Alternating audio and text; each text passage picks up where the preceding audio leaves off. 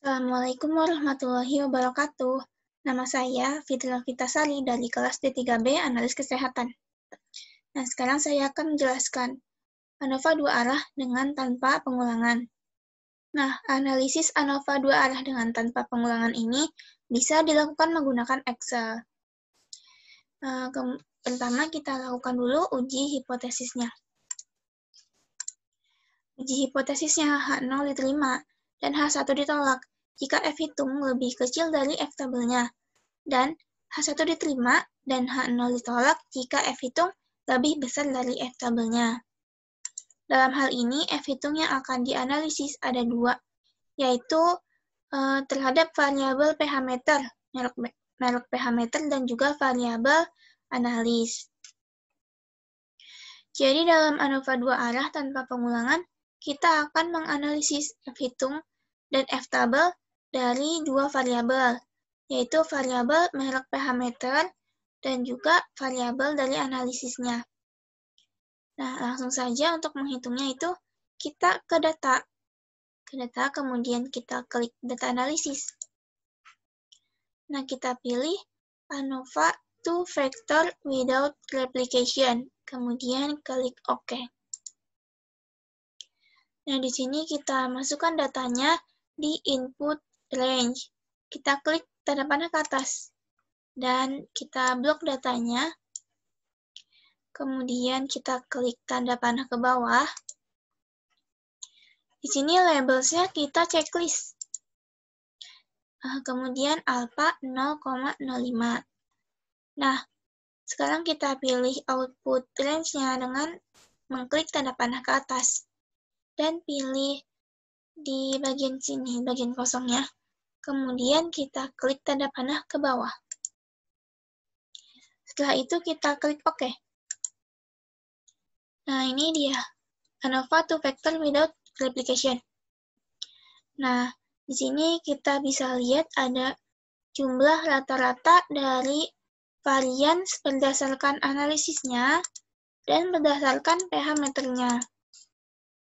Nah, sekarang kita lihat F hitung dan F tabel dari rows. Rows ini adalah baris atau analis ya. Kita ganti saja namanya. Agar nggak bingung. Nah, untuk kolomnya kita ganti dengan pH meter.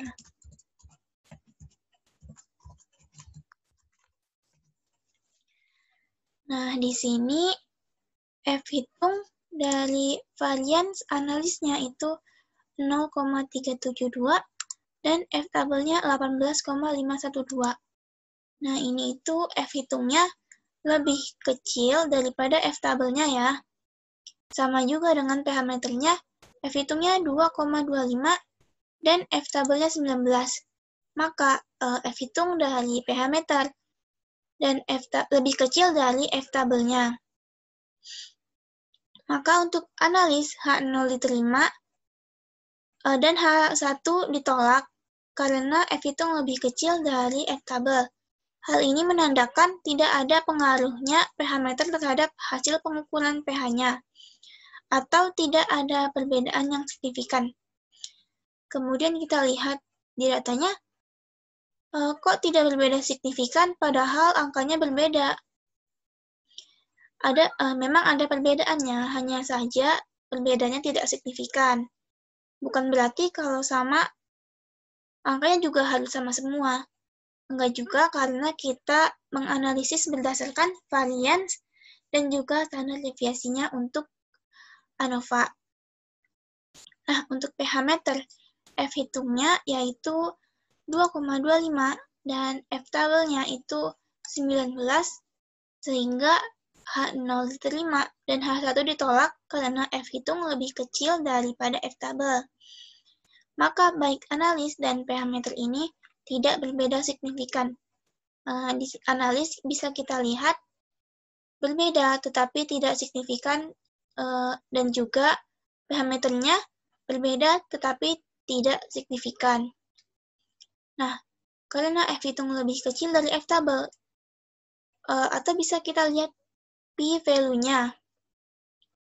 Jika p-value-nya lebih besar dari 0,05, secara otomatis F hitung itu lebih kecil dari F tabel.